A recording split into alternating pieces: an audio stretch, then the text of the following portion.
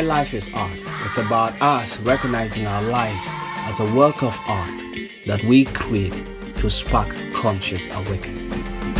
Kenya is the country I grew up in, and on this unique journey, we explore Africa's precious wildlife and visit Kakuma refugee camp, home to nearly 200,000 refugees, and examine issues close to my heart. We create workshops that help leaders own their mind, find their purpose, discover what they're created for, create habits to create success and increase their mental power.